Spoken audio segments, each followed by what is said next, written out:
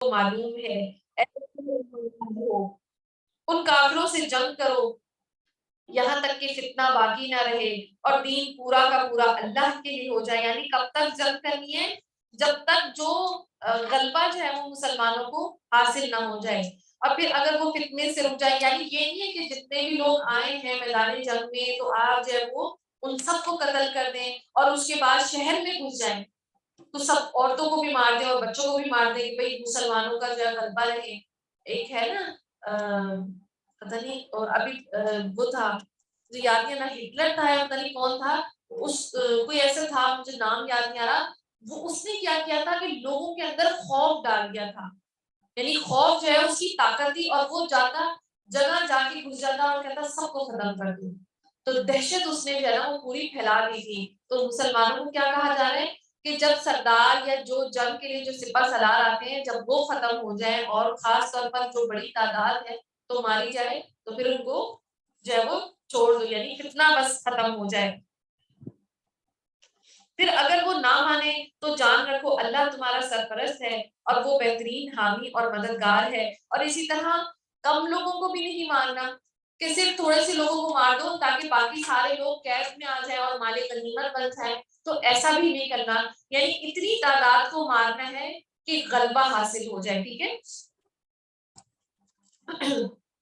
جی، زور ٹوٹ جائے. ٹھیک ہے. اور بہت سارے، اور خاص طور پر جب یہ جنگ بدر کا واقعہ ہوا تھا تو اللہ کے نبی صلی اللہ علیہ وسلم نے کچھ لوگوں کے نام لے کے کہا تھا کہ اس کو نہیں مارنا، اور نبی صلی اللہ علیہ وسلم کے خاندان میں سے جو بھی وہاں سے مکہ سے آیا ہے ان کے ساتھ مل کے تو ان کو بھی نہیں مارنا. یعنی مسلمانوں کو حکم دیا تھا کیونکہ یہ ابو جہل نے جان بوجھ کر سب کو نکالا تھا کہ سب نکلو، اب سب کا وہ جو ہے نا وہ سب نے ماننا ہے. تو انہوں نے کہا تھا کہ ہو سکتا ہے وہ خود نہیں آنا چاہتے تھے لیکن یہ لوگ ان کو زبردستی لے کر آئے ہیں. تو اس طرح کچھ لوگوں کو امان دے دی گئی تھی کہ قیدی بنا لیا جائے تو مارا نہیں جائے. ٹھیک ہے. اور تمہیں معلوم ہو 10واں پارہ جو ہے وہ شروع ہو گیا. وَعَلَمُوا أَنَّمَا غَنِمْتُم مِّن شَيْءٍ فَأَنَّ لِلَّهِ خُمُسَهُ وَلِلرَّسُولِ وَلِذِي الْقُرْبَىٰ، اور تمہیں معلوم ہو کہ جو کچھ مال غنیمت تم نے حاصل کیا ہے اس کا 5واں حصہ اللہ اور اس کے رسول اور رشتہ داروں اور یتیموں اور مسکینوں اور مسافروں کے لیے ہے. اگر تم ایمان لائے ہو اللہ پر اور اس چیز پر جو فیصلے کے روز یعنی دونوں فوجوں کی جب مدبھیڑ کے دن ہم نے اپنے بندے پر نازل کی تھی. اللہ ہر چیز پر قادر ہے. یعنی جو مال غنیمت کے 5 حصے کیے جائیں گے اور جو ایک حصہ ہے وہ اللہ، حالانکہ اللہ کو ضرورت نہیں ہے لیکن اللہ تعالیٰ نے نبی صلی اللہ علیہ وسلم کے لیے جو ہے وہ جائز کر دیا تھا. اور اسی طرح رسول صلی اللہ علیہ وسلم نے فرمایا میرے لیے مال غنیمت حلال کر دیا گیا، اللہ کے لیے صرف برکت کے لیے یہاں آیا، ورنہ اللہ سبحانہ و تعالیٰ کو اس مال میں سے کچھ نہیں چاہیے. تو اسی طرح 5واں حصہ آپ صلی اللہ علیہ وسلم، آپ صلی اللہ علیہ وسلم کے قرابت دار، رشتے دار اور خاص طور پہ وہ لوگ جو نبی صلی اللہ علیہ وسلم کی زوجیت میں آتے ہیں تو کیونکہ وہ دین کے سارے کام کرتے ہیں اور جنگ میں مصروف ہیں تو وہ کمانے کے لیے تو نہیں نکل سکتے تھے، تو اس لیے حکم دے دیا کہ اللہ کے نبی صلی اللہ علیہ وسلم کا حصہ ہے. اور اگر تم ایمان لائے ہو اور اس چیز پر فیصلے کے روز یعنی دونوں فوجیں جب یعنی بدر کے دن اللہ ہر چیز پر قادر ہے. یاد کرو وقت جب کہ تم وادی کے اس جانب تھے اور دوسری جانب پڑاؤ ڈالے ہوئے تھے اور قافلہ تم سے نیچے، یعنی جو ابو سفیان کا قافلہ تھا وہ ساحل سمندر کی طرف جو کنارے کنارے سے چلا گیا تھا. اگر کہیں پہلے سے تمہارے اور ان کے درمیان مقابلے کی قرارداد ہو چکی ہوتی تو ضرور اس موقع پر پہلو تہی کر جاتے، لیکن جو کچھ پیش آیا وہ اس لیے تھا کہ جس بات کا فیصلہ اللہ کر چکا تھا اسے ضرور میں لے آیا. یعنی جو مومن تھے اللہ کے نبی صلی اللہ علیہ وسلم نے ان کو ان کی تعداد نہیں بتائی تھی اور ان کے حوصلے ورنہ پست ہو جاتے.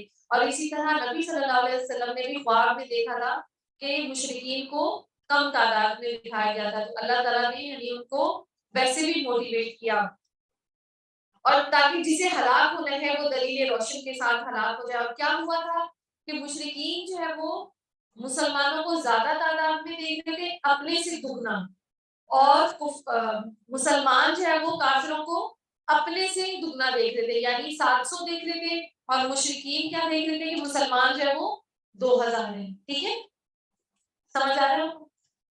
آپس میں دونوں ایک دوسرے کو دگنا دے رہے تھے، یعنی 300 سے ڈبل 700 کچھ، اور وہ جو ہے 1000 تھے تو وہ اس سے ڈبل 1000 2000، ٹھیک ہے.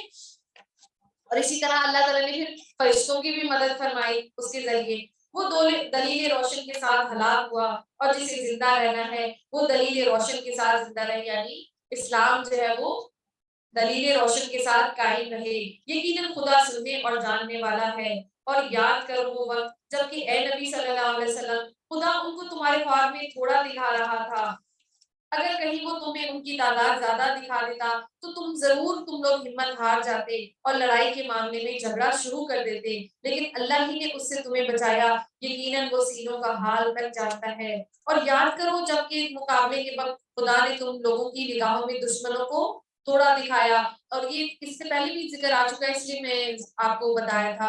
اور ان کی نگاہوں میں تمہیں کم کر کے پیش کر کے دکھایا، تاکہ یعنی شروع میں جب جنگ ابھی شروع نہیں ہوئی تو کافروں نے دیکھا کہ مسلمان تو ایکچوئل جو تعداد تھی کہ یہ تو بہت تھوڑے، ان کو تو ہم ختم کر دیں گے. لیکن جب جنگ شروع ہو گئی تب تعداد جو ہے وہ ڈبل ہو گئی تھی، یعنی ان کی نگاہوں میں تمہیں کم کر کے پیش دکھایا، ٹھیک ہے. اور جو بات ہونی تھی اسے اگر مسلمانوں کو پہلے ہی کافر زیادہ دکھتے تو ان کا حوصلہ ٹوٹ جاتا. تو اللہ تعالیٰ نے مسلمانوں کو کم کر کے دکھایا تھا کہ کافر کم ہیں، اور اسے اللہ ضرور میں لے آئے، اور آخرکار سارے معاملات اللہ ہی کی طرف رجوع ہوتے ہیں. اے لوگوں جو ایمان لائے ہو، جب کسی گروہ سے تمہارا مقابلہ ہو تو ثابت قدم رہو اور اللہ کو کثرت سے یاد کرو. توقع ہے کہ تمہیں کامیابی نصیب ہوگی. اسی طرح کامیابی کے جو ہے 2 بڑے نکات کون سے ہیں کہ اللہ کے ساتھ جو ہے وہ اس کے دین پر ثابت قدمی، اور وَاذْكُرُوا اللَّهَ كَثِيرًا لَعَلَّكُمْ تُفْلِحُونَ، اللہ کا ذکر، ٹھیک ہے. اور اسی طرح اپنے بچوں کو بھی جو کامیابی کے ہم اصول بتاتے ہیں وہ ہے نا، آؤ کامیابی کی طرف، تو نماز جو ہے وہ کامیابی کی نشانی ہے. تو اسی طرح کامیابی کا یہ بتایا کریں کہ اللہ کے ذکر میں ہی کامیابی ہے، اور اللہ اور اس کے رسول کی اطاعت کرو اور آپس میں نہ جھگڑو، ورنہ تمہارے اندر کمزوری پیدا ہو جائے گی اور تمہاری ہوا اکھڑ جائے گی. اور صبر سے کام لو، یعنی خاص طور پر جنگ کی جو معاملات ہوتے ہیں، ظاہر سی بات ہے کہ جینا اور مرنے والی سچویشن آ گئی نا. اب جو لوگ شہید ہو گئے ہیں اور جو لوگ جو ہے وہ زخمی ہوئے ہیں تو اس کے لیے پھر صبر کی بہت زیادہ ضرورت ہے، اور صبر سے کام لو اور آپس میں جھگڑا نہ کرو. یقیناً اللہ صبر کرنے والوں کے ساتھ ہے. اور ان لوگوں کے رنگ ڈھنگ سے اختیار نہ کرو جو اپنے گھروں سے اتراتے اور لوگوں کو اپنی شان دکھاتے ہوئے نکلے، یعنی یہ جو کفار کا لشکر تھا، اور جن کی روش یہ ہے کہ اللہ کے راستے سے روکتے ہیں اور جو کچھ وہ کر رہے ہیں وہ اللہ کی گرفت سے باہر نہیں ہے. اور اسی طرح کہا جاتا ہے کہ جب ابو سفیان نے ان کو پیغام پہنچا دیا تھا کہ جو ہے نا وہ آپ ہم سیف ہو گئے، آپ جنگ نہ کریں، تو ابو جہل نے کہا تھا کہ اب تو ہم ساز و سامان لے کر نکلے ہیں اور اب ہم تو لڑائی ہی کریں گے. تو اب ظاہر سی بات ہے تھوڑا سا ٹائم ہے وہ جنگ بدر کے مقام پہنچنے تک. تو انہوں نے کہا ہم نے عورتیں بھی اپنے ساتھ لے لی ہیں اور ہم نے خوب کھانا پینا لے لیا ہے، تو ہم 2-3 دن تک تو خوب وہاں پہ عیش کریں گے اور جاہو جلال دکھائیں گے مسلمانوں کو. تو یہاں پہ اس کی بات کی جا رہی ہے کہ وہ اپنی شان دکھاتے ہوئے نکلے تھے. اور ذرا خیال کرو اس وقت کہ جبکہ شیطان نے ان لوگوں کی کرتوت ان کی نگاہوں میں خوشنما بنا کر دکھائے تھے اور ان سے کہا تھا کہ آج کوئی تم پر غالب نہیں آ سکتا، اور یہ کہ میں تمہارے ساتھ ہوں. یعنی شیطان نے ان لوگوں کو اپنا ساتھ دینے کا جو ہے نا وہ بارے میں بتایا تھا. اور کہا جاتا ہے کہ شیطان بنو مطلج کے ایک شخص کی شکل میں باقاعدہ ان کے ایک لیڈر کی شکل میں جنگ میں شامل ہوا، لیکن جب اس نے دیکھا کہ فرشتے آ گئے ہیں تو وہ پھر فوراً بھاگ گیا تھا. جی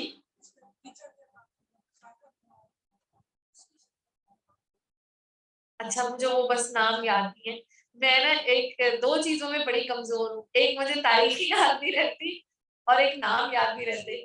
بس آہستہ آہستہ وہ یہ چیزیں مجھے یاد ہونا شروع ہوئی ہے. اللہ تعالیٰ ہم سب کے لیے آسانیاں فرمائے.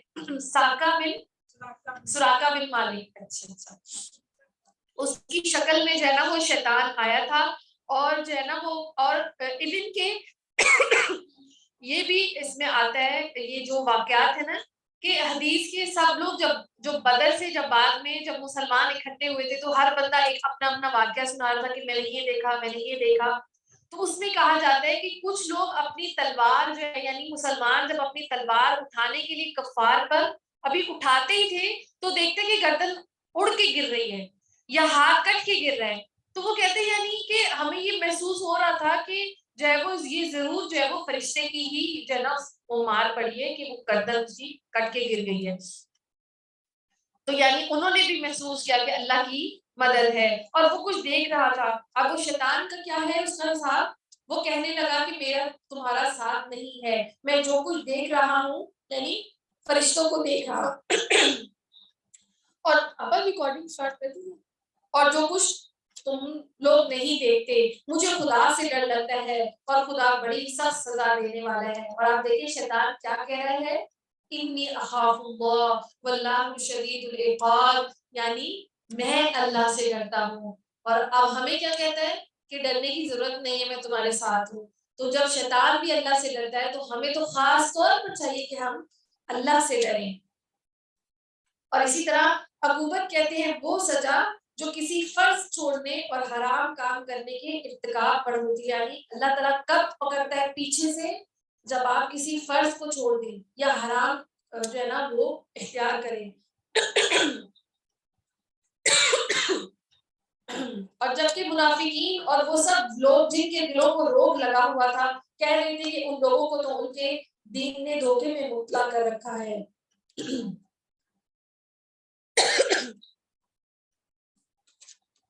حالانکہ اگر کوئی اللہ پر بھروسہ کرے تو یقیناً اللہ اور آپ دیکھیں کہ فرشتوں کی تو ہمیں بظاہر ضرورت نہیں تھی. جب اللہ تعالیٰ کسی دین کا وہ غلبہ ظاہر کرنا چاہتے تو صرف مسلمانوں کو تعداد کے حساب سے قوت دیتا ہے. جیسے بعد میں بھی جنگ کے بارے میں آئے گا کہ 1000 سے نہیں 5000 سے مدد کروں گا.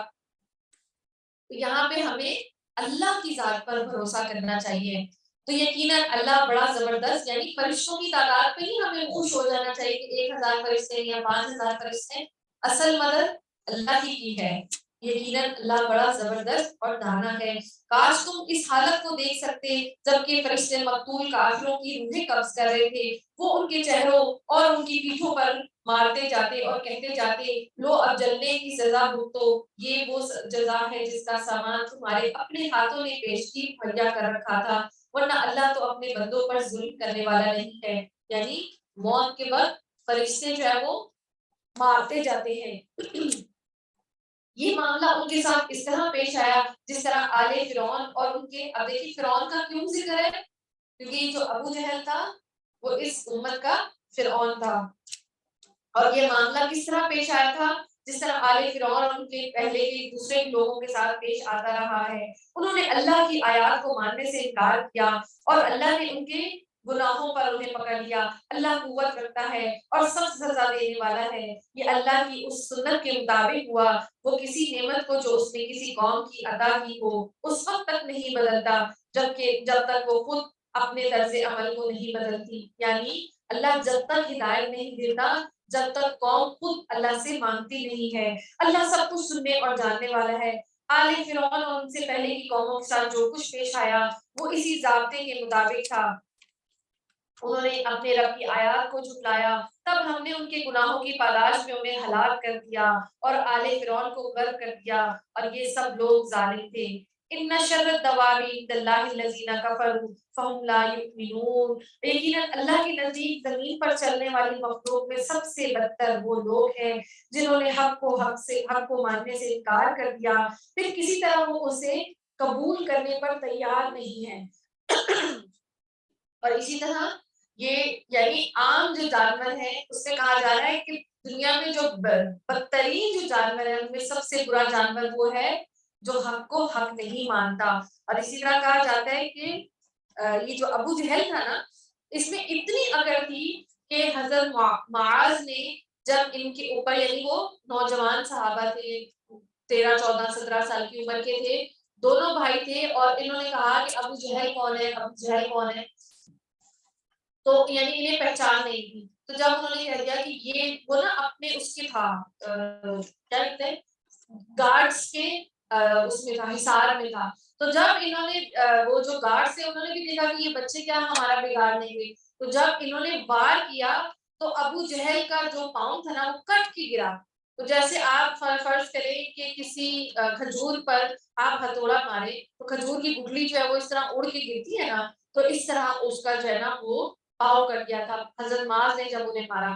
تو اکرما جو ابو جہل کا بیٹا تھا انہوں نے حضرت معاذ کے تلوار ماری تو ان کا جو بازو تھا نا وہ آدھا کٹ گیا، یعنی بالکل بس یہاں سے جڑا رہ گیا اور باقی کٹ گیا.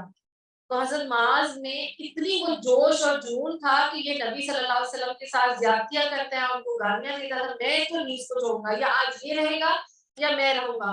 تو جب انہوں نے دیکھا کہ یہ جو میرا بازو ہے یہ بار بار جو یعنی یہ سیدھا والا بازو تو یہ مجھے اب پریشانی ہو رہی، تو الٹے ہاتھ میں تلوار پکڑ لی. تو اپنے ہی ہاتھ کو یعنی جوش آپ دیکھیے کہ اپنے ہی ہاتھ کو اپنے پاؤں کے نیچے رکھ کے توڑ دیا، یعنی کہ ختم کر دیا کیونکہ وہ بار بار پریشانی ہو رہی تھی.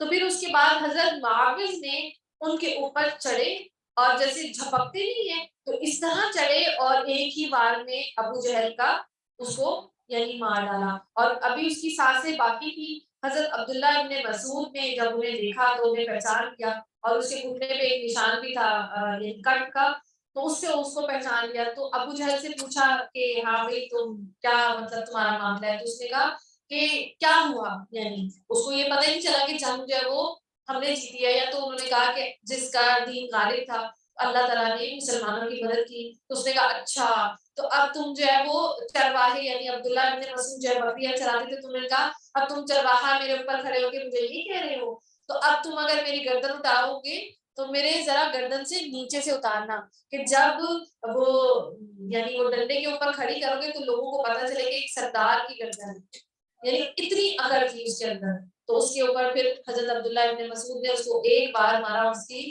گردن الگ کر دی. اور جب وہ فوت ہو گیا تو پھر نبی صلی اللہ علیہ وسلم کے پاس جب ان کی گردن لے جائی گئی تو انہوں نے کہا کہ ان کے پاس لے کے چلو میں تصدیق کر لوں. تو پھر جب وہ لے کر آئے تو انہوں نے پھر یہی فرمایا تھا کہ ہر امت کا ایک فرعون ہوتا ہے، تو میری امت کا فرعون جو ہے وہ آج ہلاک ہو گیا.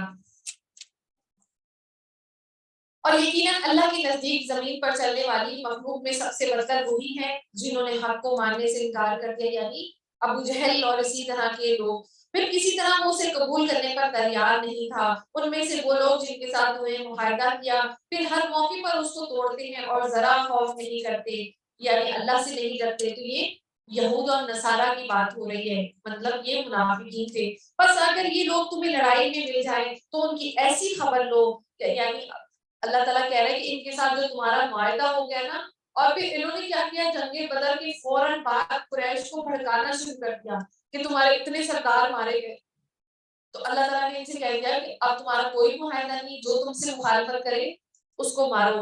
بس اگر یہ لوگ تمہیں لڑائی میں مل جائیں تو ان کی ایسی خبر لو کہ ان کے بعد جو دوسرے جو لوگ ایسی روش اختیار کرنے والے ہوں ان کے حواس باختہ ہو جائیں. توقع ہے کہ بدعہدی کے اس انجام سے وہ سبق لیں. اور اگر کبھی تمہیں کسی قوم سے خیانت کا اندیشہ ہو تو اس کے معاہدے کو اعلانیہ اس کے آگے پھینک دو، یعنی ختم کر دو. یقیناً اللہ خائنوں کو پسند نہیں کرتا. منکرین حق اور اس غلط فہمی میں نہ رہے کہ وہ بازی لے گئے، یقیناً وہ ہم کو ہرا نہیں سکتے. اور تم لوگ جہاں تک تمہارا بس چلے زیادہ سے زیادہ طاقت اور تیار بنتے رہنے والے گھوڑے ان کے مقابلے میں مہیا کر رکھو، یعنی مسلمانوں کو حکم دیا جا رہا ہے کہ آپ لوگ اپنی تیاری ہمیشہ کر کے رہیں تاکہ اس کے ذریعے اللہ اور اس کے اپنے دشمنوں اور ان کے دوسرے اعداء کو خوفزدہ کرو جنہیں تم نہیں جانتے مگر اللہ جانتا ہے. اور آپ دیکھیں مسلمان کو نماز میں صف بندی کا کیوں حکم دیا گیا. اور اسی طرح عیدگاہ میں کہا جاتا ہے نا کہ تمام جو مسلمان جو ہے وہ عیدگاہ تک پہنچے، ایون جو حیض سے بھی ہیں وہ بھی دعا میں ضرور شامل ہوں. تو ایک اجتماعیت جو ہے وہ کافروں پر آپ کا غلبہ جو ہے نا وہ ظاہر کر دے گی کہ یہ لوگ تو جڑے ہوئے ہیں، یہ تو ایک سے ایک جو ہے وہ کندھے سے کندھا ملا کر کھڑا ہوا ہے. اور اسی طرح ہمیں جو فوج میں سب بندی کا حکم دیا جاتا ہے نا، یعنی ڈسپلن کا، تاکہ اس کے ذریعے سے اللہ اپنے دشمن کو خوف زدہ کر دے جنہیں تم نہیں جانتے مگر اللہ جانتا ہے. اللہ کی راہ میں جو کچھ تم خرچ کرو گے اس کا پورا پورا بدلہ تمہیں بتایا جائے گا اور تمہارے ساتھ ہرگز ظلم نہیں ہوگا. اور اے نبی صلی اللہ علیہ وسلم دشمن صلح اور سلامتی کی طرف مائل ہو تو تم بھی اس کے لیے آمادہ ہو جاؤ اور اللہ پر بھروسہ کرو، یقیناً وہی سب کچھ سننے اور جاننے والا ہے۔ اور اگر وہ دھوکے کی نیت رکھتا ہو تو تمہارے لیے اللہ کافی ہے، وہی تو ہے جس نے اپنی مدد سے اور مومنوں کے ذریعے تمہاری تعریف کی اور مومنوں کے دل ایک دوسرے کے لیے جوڑ دی، یعنی اخوت جو انصار اور مہاجرین تھے وہ ایک دوسرے کے دل ایسے جڑ گئے تھے کہ اسی طرح کہا جاتا ہے کہ کچھ سرزمینیں تھیں جو اللہ کے نبی صلی اللہ علیہ وسلم تقسیم کر رہے تھے، تو انصار اور مہاجرین نے کہا اگر ہمارے بھائی کو نہیں دیں گے تو ہم بھی نہیں دیں گے، یعنی ہمارے بھائیوں کا بھی حصہ دیں۔ اور اسی طرح اس میں کہا جاتا ہے نا کہ ایک صحابی تھے تو انہوں نے کہا حضرت عبد الرحمن بن عوف کو کہ آپ، یعنی وہ شادی ان کی نہیں ہوئی تھی، تو انہوں نے کہا کہ میرے پاس 2 بیٹیاں ہیں تو میں اپنی ایک بیٹی کو آپ کو جو پسند ہے میں اس کو طلاق دے دیتا ہوں تو آپ اس سے شادی کر لیں، یعنی اتنا ان کے اندر بھائی چارہ قائم ہو گیا تھا۔ تم روئے زمین کی ساری دولت بھی خرچ کر ڈالتے تو ان لوگوں کے دل نہ جوڑ سکتے تھے، یعنی اللہ کہہ رہا ہے کہ یہ اللہ نے دل جوڑے ہیں، اگر دنیا کی تمام دولت بھی تم خرچ کر دیتے یعنی نبی صلی اللہ علیہ وسلم، پھر بھی ان کے دل نہیں جڑ سکتے تھے، مگر وہ اللہ ہے جس نے ان لوگوں کے دل جوڑے، یقیناً وہ بڑا زبردست اور دانا ہے۔ اور اے نبی صلی اللہ علیہ وسلم تمہارے لیے اور تمہارے اہل ایمان کے لیے تو بس اللہ ہی کافی ہے۔ یا ایھا الذین یا ایھا النبی حرض المؤمنین علی القتال، اے نبی صلی اللہ علیہ وسلم مومنوں کو جنگ پر ابھارو، اگر تم میں سے 20 آدمی صابر ہوں تو وہ 200 پر غالب آ جائیں گے، یعنی کہ ایک بندہ جو ہے وہ 10 کے مقابلے میں ثابت کر رہے گا، اور اگر 100 آدمی ہو تو منکرین کے حق میں سے 1000 آدمیوں پر بھاری رہیں گے، کیونکہ وہ ایسے لوگ ہیں جو سمجھ نہیں رکھتے۔ اچھا اب اللہ نے تمہارا بوجھ ہلکا کر دیا، یعنی مومنوں کو اس سے تھوڑا سا وہ آیا کہ یہ تو بہت زیادہ اللہ تعالیٰ نے کہہ دیا، پھر اللہ تعالیٰ نے کیا کہا کہ اب تمہارا بوجھ ہلکا کر دیا، اسے معلوم ہوا کہ ابھی تم میں کمزوری ہے، ورنہ ایک آدمی جو ہے وہ 10 کافروں کو ختم کر سکتا ہے۔ اب اب بس اگر تم میں سے 100 آدمی صابر ہو تو وہ 200 پر، اور 1000 ہو تو وہ 2000 پر، یعنی ہر بندہ جو ہے وہ 2 کے مقابلے میں جو ہے اس کی وہ کرے گا۔ اور آپ دیکھیں کہ جو بدر میں بھی تو 313 تھے اور وہ 1000 کی تعداد میں تھے، ٹھیک ہے، تو یہ اس طرح بھی یہ اللہ تعالیٰ نے ثابت کر دی۔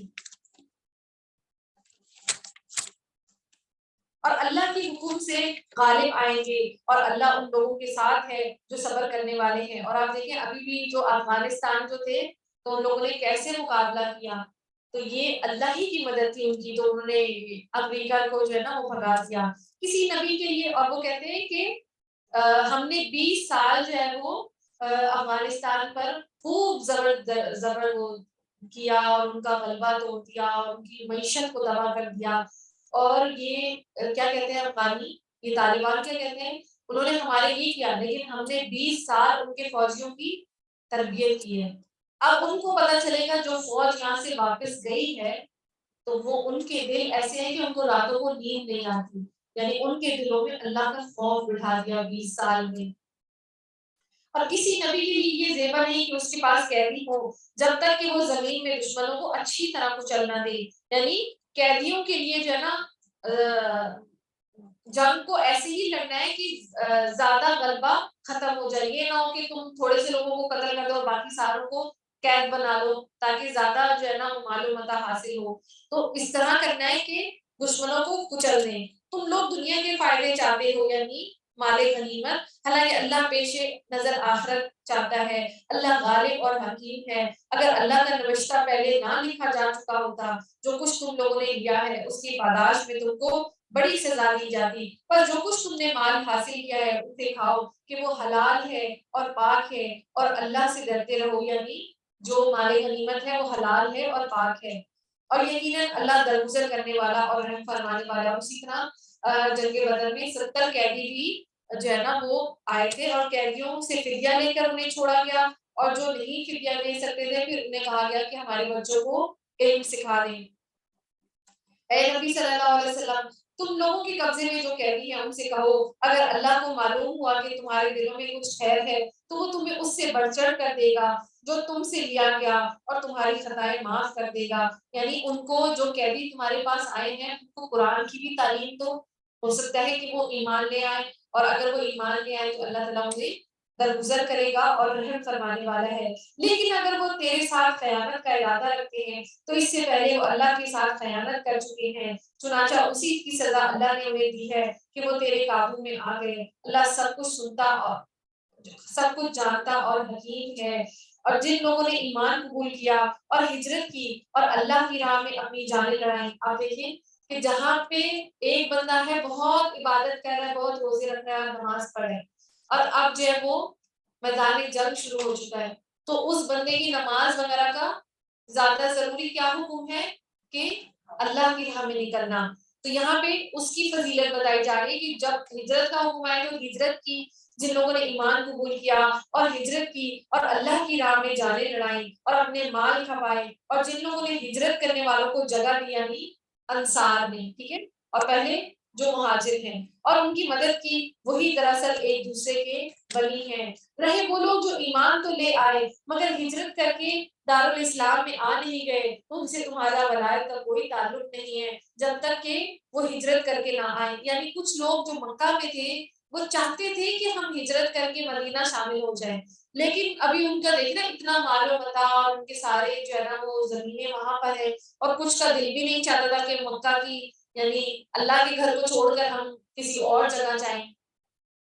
تو اس میں کہا جا رہا ہے کہ جو لوگ نہیں تمہارے ساتھ تو ان کا بھی تمہارے ساتھ کوئی تعلق نہیں ہے. ہاں یعنی پھر کچھ لوگ آہستہ آہستہ کر کے جو ہے وہ مدینہ آ گئے تھے. بس اگر وہ دین کے معاملے میں تم سے مانگے تو ان کی مدد کرنا تم پر فرض ہے, لیکن اگر کسی ایسی قوم کے خلاف نہیں جس سے تمہارا معاہدہ ہو, یعنی یہود اور نصارہ کے خلاف اگر تم سے مدد مانگے تو مدد نہیں کرنا. جو کچھ تم کرتے ہو اللہ اسے دیکھتا ہے. جو لوگ منکر حق ہیں وہ ایک دوسرے کی حمایت کرتے ہیں, یعنی یہود اور نصارہ جو ہے وہ کس کے ساتھ ملے ہوئے ہیں, مشرکین کے ساتھ, وہ ایک دوسرے کی مدد کرتے ہیں. اگر تم یہ نہیں کرو گے تو زمین میں فتنہ اور بڑا فساد برپا ہو جائے گا. والذین آمنوا وهاجروا وجاهدوا في سبيل الله والذین آووا ونصروا فأولئک هم المؤمنون حقا لهم مغفرة ورزق کریم.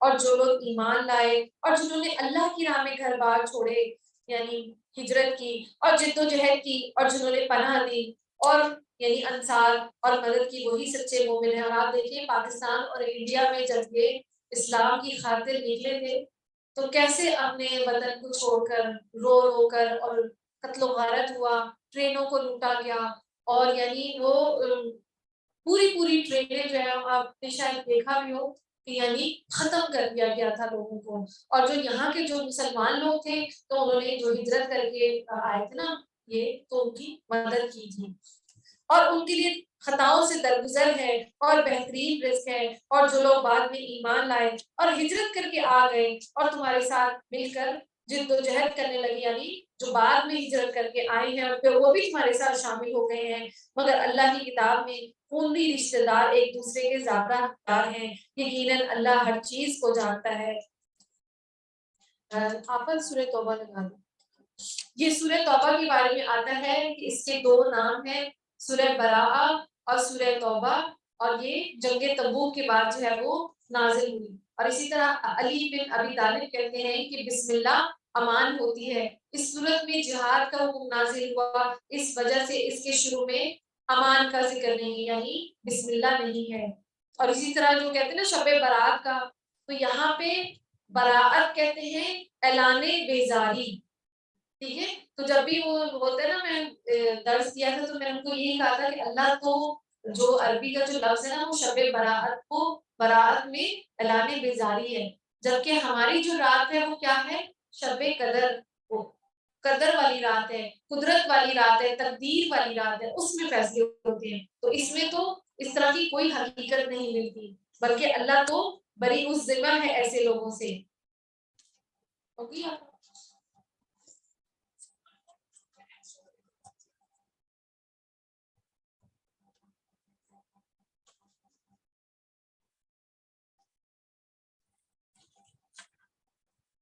أعوذ بالله من الشيطان الرجيم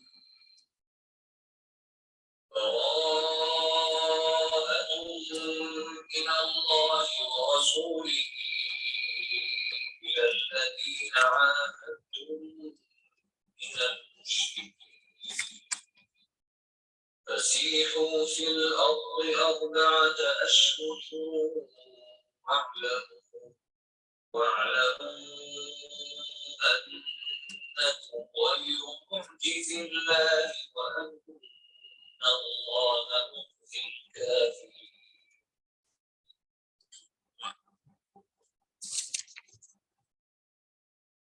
اور یہ سورۃ توبہ جو ہے وہ مدنی سورت ہے، اور اسی طرح اللہ تعالیٰ نے مکہ میں اتنے سال جو مسلمانوں پر اذیتیں دیتے رہے، تو اب اللہ تعالیٰ نے اعلان جنگ کر دیا تھا کہ بس اب ان کو ختم کر دو. اعلان برات ہے اللہ اور اس کے رسول کی طرف سے، اور اسی طرح اس کے لیے اس صورت میں ہم نے بسم اللہ نہیں پڑھنی اور نہ ہی اس صورت میں شامل ہے. اور جس نے قرآن کی تلاوت کرنی ہو تو وہ اعوذ باللہ ہی پڑھے گا، بسم اللہ نہیں پڑھے گا. اعلان براہت ہے اللہ اور اس کے رسول کی طرف سے ان مشرکین کو جن سے تم نے معاہدے کیے ہیں. بس تم لوگ ملک میں 4 مہینے اور چل پھر لو، اور جان رکھو تم اللہ کو عاجز کرنے والے نہیں، اور یہ کہ اللہ منکرین حق کو رسوا کرنے والا ہے. اطلاع عام ہے اللہ اور اس کے رسول کی طرف سے، یعنی حج اکبر کے دن یعنی عرفہ کے دن تمام لوگوں کے لیے اللہ مشرکین سے بری الذمہ ہے، اس کا رسول بھی. اور اب اگر تم لوگ توبہ کر لو تو تمہارے ہی لیے بہتر ہے، اور جو منہ پھیرتے ہیں تو خوب سمجھ لو کہ تم اللہ کو عاجز کرنے والے نہیں ہو. اور اے نبی صلی اللہ علیہ وسلم انکار کرنے والوں کو سخت عذاب کی خوشخبری سنا دو. اب یہ واقعہ جو بدر ہوا تھا تو اس میں دیکھنا صحیح حق اور باطل کا الگ الگ ہو گیا تھا، تو بہت زیادہ جو لوگ تھے وہ ایمان قبول کر رہے تھے، لیکن اب یہ خاص طور پر دعوت دے دی گئی کہ اب یا تو ایمان قبول کر لو یا پھر تمہارے ساتھ اب ہم جنگ کریں گے. یعنی اللہ تعالیٰ نے اللہ بری الذمہ ہو گیا ہے. اور اے نبی صلی اللہ علیہ وسلم انکار کرنے والوں کو سخت عذاب کی خوشخبری سنا دو، بجز ان مشرکین کے جن سے تم نے معاہدے کیے ہیں، پھر انہوں نے اپنے عہد کو پورا کرنے میں تمہارے ساتھ کوئی کمی نہیں کی اور نہ تمہارے خلاف کسی کی مدد کی، تو ایسے لوگوں کے ساتھ تم بھی مدت معاہدہ تک وفا کرو، کیونکہ اللہ متقین ہی کو پسند کرتا ہے. بس جب حرام مہینے گزر جائیں یعنی ذوالقعدہ، ذی الحج، محرم اور رجب، تو مشرکین کو قتل کرو جہاں پاؤ اور انہیں پکڑو اور گھیرو اور ہر گھات میں ان کی خبر لینے کے لیے بیٹھو. اب یہ 13 سال بعد جو ہے نا وہ اللہ تعالیٰ نے حکم دے دیا کہ اب جہاں ان کو وہ تمہیں گھات لگا کر بیٹھے تو ان کو پکڑ لو. پھر اگر وہ توبہ کر لیں اور نماز قائم کریں اور زکوٰۃ دیں تو انہیں چھوڑ دو، اللہ درگزر فرمانے والا اور رحم فرمانے والا ہے. اور اگر مشرکین میں سے کوئی شخص جائے پناہ مانگ کر تمہارے پاس آنا چاہے تاکہ اللہ کا کلام سنے تو اسے پناہ دے دو، یہاں تک کہ وہ اللہ کا کلام سن لے پھر اسے امان تک پہنچا دو. یعنی اگر کوئی ایسا آدمی ہے جو چاہتا ہے کہ مجھے امان دے دی جائے تو اس کو اللہ کا پیغام سناؤ، اور اگر اس کا دل قبول کر لے، وہ اسلام میں آ جائے تو اس کو چھوڑ دو، اور اگر وہ نہیں آنا چاہتا پھر اس کو اس کے وطن واپس بھیج دو، یعنی اس کو جلا وطن کر دو. یہ اس لیے کرنا چاہیے کہ یہ لوگ علم نہیں رکھتے. ان مشرکین کے لیے اللہ اور اس کے رسول کے نزدیک کوئی عہد آخر کیسے ہو سکتا ہے بجز ان لوگوں کے جن سے تم نے مسجد حرام کے پاس معاہدہ کیا تھا، جب تک وہ تمہارے ساتھ سیدھے رہیں تم بھی ان کے ساتھ سیدھے رہو، کیونکہ اللہ متقین کو پسند کرتا ہے. کہ مشرکین مکہ نے جب یہ پہلے آئے تھے تو انہوں نے معاہدہ کیا تھا نا، تو اب اللہ تعالیٰ فرما رہا ہے کہ اگر یہ اپنے وعدے کی خلاف ورزی نہیں کرتے تو تم بھی نہیں کرو، ورنہ پھر ان کو نہیں چھوڑو. مگر ان کے سوا دوسرے مشرکین کے ساتھ کوئی عہد کیسے ہو سکتا ہے جبکہ ان کا حال یہ ہے کہ تم پر قابو پا جائیں، نہ تمہارے معاملے میں کسی قرابت کا لحاظ کرتے، یعنی کوئی رشتہ داری کا لحاظ نہیں کرتی، نہ کسی معاہدے کی ذمہ داری کا. وہ اپنی زبانوں سے تم کو راضی کرنے کی کوشش کرتے ہیں مگر دل ان کے انکار کرتے ہیں اور ان میں اکثر فاسق ہیں. انہوں نے اللہ کی آیات کے بدلے تھوڑی سی قیمت قبول کر لی، پھر اللہ کے راستے میں سد راہ بن کر کھڑے ہو گئے. بہت برے کرتوت تھے جو یہ کرتے رہے. کسی مومن کے معاملے میں نہ یہ قرابت کا لحاظ کرتے ہیں اور نہ کسی عہد کی ذمہ داری کا، اور زیادتی ہمیشہ انہی کی طرف سے ہوتی ہے.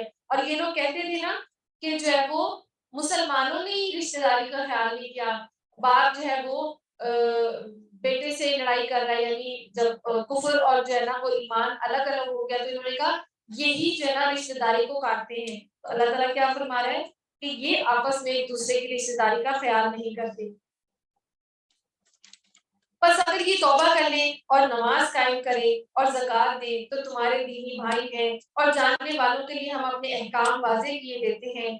اگر عہد کرنے کے بعد یہ اپنی قسموں کو توڑ ڈالتے ہیں اور تمہارے دین پر حملے کرنے شروع کرتے ہیں تو کفر کے علم برداروں سے جنگ کرو کیونکہ ان کی قسموں کا کوئی اعتبار نہیں. یعنی کہ وہ مسلمان ہونے کا دعویٰ کرتی، خاص طور پر منافقین کی بات آ رہی کہ ان سے عہد دیا گیا تھا شاید کہ تلوار ہی کی زور سے وہ باز آ جائیں. اور کیا تم نہیں لڑو گے ایسے لوگوں سے جو اپنے عہد توڑتے رہتے ہیں اور جنہوں نے رسول کو ملک سے نکال دینے کا قصد کیا تھا اور زیادتی کی ابتدا کرنے والے تھے؟ کیا تم ان لوگوں سے ڈرتے ہو؟ اگر تم مومن ہو تو اللہ اس کا زیادہ مستحق ہے کہ اس سے ڈرو. فاللہ احق ان تخشوہ ان کنتم مؤمنین. یعنی ہر معاملے میں اللہ ہی سے ڈرتے رہنا ہے، ان سے لڑو. اور اسی طرح حدیث میں آتا ہے تم اللہ سے اس طرح ڈرو گویا تم اللہ کو دیکھ رہے ہو. اگر یہ مرتبہ حاصل نہ ہو تو کم از کم اتنا یقین رکھو کہ بے شک اللہ تو تم کو دیکھ رہا ہے. اور یہ کون سا درجہ ہے؟ احسان کا. اور ان سے لڑو، اللہ تمہارے ہاتھوں سے ان کو سزا دلوائے گا اور انہیں ذلیل اور خوار کرے گا اور ان کے مقابلے میں تمہاری مدد کرے گا اور بہت سے مومنوں کے دل ٹھنڈے کرے گا اور ان کے قلوب کی جلن مٹا دے گا اور جسے چاہے گا توبہ کی توفیق بھی دے دے گا. یعنی مکہ میں بھی بہت زیادہ ظلم اور زیادتی ہوئی تو جب ان سے اب لڑائی کا حکم اللہ تعالیٰ نے ڈال دیا تو جن لوگوں کے دل جو ہے وہ جلے ہوئے تھے، کڑے ہوئے تھے، تو اللہ تعالیٰ ان کے دلوں کو راحت پہنچا دے گا. یعنی جب یہ ختم ہو جائے گی، ان کو مار دیا جائے گا تو ان کے دلوں کو راحت مل جائے گی. اللہ سب کچھ جاننے والا اور دانا ہے. کیا تم لوگوں نے یہ سمجھ رکھا